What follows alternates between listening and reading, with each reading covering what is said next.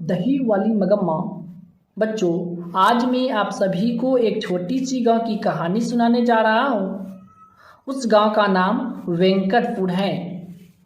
मगम्मा अबलूर के समीप वेंकटपुर के रहने वाली एक महिला थी।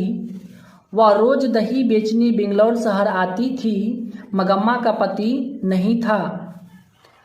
मगम्मा अपने बेटे पुतौह और पोते के साथ रहती थी। मगम्मा वह एक विधवा औरत थी, इसलिए उन्होंने अपने परिवार का पालन पोषण दही बेचकर किया करती थी। मगम्मा अक्सर दही बेचने बेंगलौर शहर में आती और दही बेचा किया करती। दही बेचने के बाद जो भी रुपया उसे प्राप्त होती हैं, उसी से अपने परिवार का पालन पोषण किया करती हैं।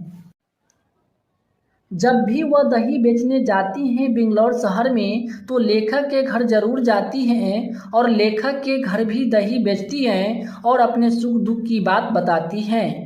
लेकिन मगम्मा अपने पोते से काफ़ी प्यार करती हैं। एक दिन की बात है, मगम्मा उस दिन अपने घर पे रहती हैं। मगम्मा को जो पुतौह होती है नजम्मा, वह अपने बेटे को उस दिन खूब पिटाई की। पोते को पीटते हुए देखकर मगम्मा काफ़ी दुखी होती हैं और वह अपनी बहू को काफ़ी डांट फटकार लगाने लगी।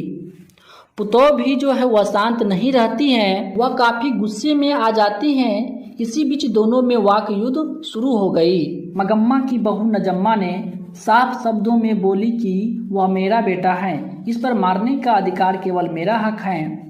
उसी के दौरान मगम्मा का बेटा आ जाता है। मगम्मा का बेटा जैसे ही आता है, मगम्मा सारी घटनाओं को एक एक करके अपने बेटे को बताता है। मगम्मा का बेटा बोलता है, माँ, मैं तो नहीं चाहता हूँ तुम दोनों आपस में झगड़ा करो, लेकिन फिर भी सास पुतौह में झगड़ा होती ही रहती हैं। लगातार झगड़ा बढ़ती चली जाती हैं। वाद विवाद इतना बढ़ जाती हैं कि अंत में मगम्मा को बोलना पड़ता है, बेटा तुम मुझे चाहते हो अलग करना तो अलग कर सकते हो। बेटा बोलता है, माँ, मैं तो अलग करना नहीं चाहता हूँ, लेकिन अगर आप शर्त रखते हैं पत्नी और माँ में किसे चुना जाए, तो मैं अपनी पत्नी को चुन लूँगा, क्योंकि मेरे सिवा इसमें और कोई नहीं है। आप अकेले भी रह सकते हो। इस बात को सुनते ही मगम्मा काफ़ी दुखी हो जाती हैं। उसके बाद मगम्मा बोलती हैं, ठीक है बेटा, अगर तुम चाहते हो मुझे अलग करना तो अलग कर सकते हो। उसके बाद मगम्मा दही बेचने के लिए बेंगलौर शहर में चली जाती हैं। जब शाम को बेंगलौर शहर से दही बेचकर आती हैं, तो देखती हैं सारा जो बर्तन है उसे अलग दो हिस्सों में बांट दिया गया है। उसका बर्तन अलग साइड में रख दिया गया है, वैसा ही बर्तन रखा गया है। मगम्मा समझ जाती हैं बेटा पुतौह मुझे अलग कर दिया है। फिर भी मगम्मा थोड़ी उदास होती हैं, लेकिन फिर भी सुखी रहना शुरू कर देती हैं। खाना बनाती हैं, खाती हैं और बेंगलौर शहर में चली जाती हैं दही बेचने के लिए। जब मगम्मा अपने बेटे पुतौह से अलग हो जाती हैं, तो वह सोचती हैं, अब मैं किसके लिए धन कमाऊं। जो भी रुपया कमाती हैं वह अपने आप में खर्च करना शुरू कर देती। वह अपने पोते से काफ़ी प्यार करती हैं, इसलिए अक्सर अपने पोते के लिए कुछ न कुछ मिठाई खरीद कर जरूर लाया करती हैं और उसे छुप छुपा कर मिला करती हैं। लेकिन एक दिन की बात है, जब मगम्मा दही बेचकर वापस घर आ रही थी। मगम्मा के गांव में रंगप्पा नाम का एक व्यक्ति है। जो रंगप्पा गांव का लंपट और जुआरी व्यक्ति था, वह मगम्मा से धन चाहता था। इतना ही नहीं, वह मगम्मा के अनाथ समझकर उसकी इज्जत भी लूटना चाहता था।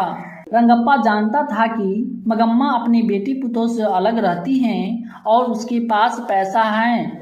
रंगप्पा मगम्मा को बीच रास्ते में रोक लेता है। रोकने के बाद मगम्मा को बोलता है कि मगम्मा मुझे कुछ रुपए की ज़रूरत है, क्या तुम मुझे कुछ रुपए उधार दे सकते हो। मगम्मा बोलती है कि मेरे पास कोई रुपए नहीं हैं। और रंगप्पा बोलता है, मगम्मा मुझे सब कुछ मालूम है, तुम्हारे पास रुपए हैं, उसे जमीन के अंदर गाड़ के रखते हो। इस बात को सुनकर मगम्मा काफ़ी घबरा जाती हैं और कैसे भी करके वहां से वापस घर चली आती हैं। मगम्मा रंगप्पा से तो छुटकारा पा लेती हैं और वापस घर चली आती हैं, लेकिन इस बात की जानकारी उसके बेटे पुतौह को हो जाते हैं। बेटे पुतो सोचते हैं कि लगता है कि माँ रंगप्पा नाम के आदमी को अपना रुपया देना चाहता है। बेटे पुतो के अपने गलती के एहसास हो गया रहता है। वह सोचता है कि माँ से अब हमें माफ़ी मांग लेनी चाहिए।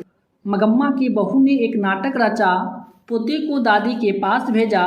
यह मंत्र बहुत कारगर हुआ। मगम्मा की बहू में सेनी नजर आने लगी और इसी बहाने जाकर बेटे पुतो जो है वह मगम्मा से माफ़ी मांग लेती हैं। उसी के बाद यह कहानी समाप्त हो जाती है और बेटे पुतो को अपनी गलती का पछतावा होता ही है। बच्चों, ये कहानी जो है केवल दही बेचने वाली मगम्मा की ही नहीं, ये पूरे संसार की कहानी है। ये हर घर की कहानी है। हर उस मगम्मा के साथ ऐसा ही होता है। बच्चों, इस कहानी से आपको क्या सीख मिला, आप हमें कमेंट करके ज़रूर बतावें।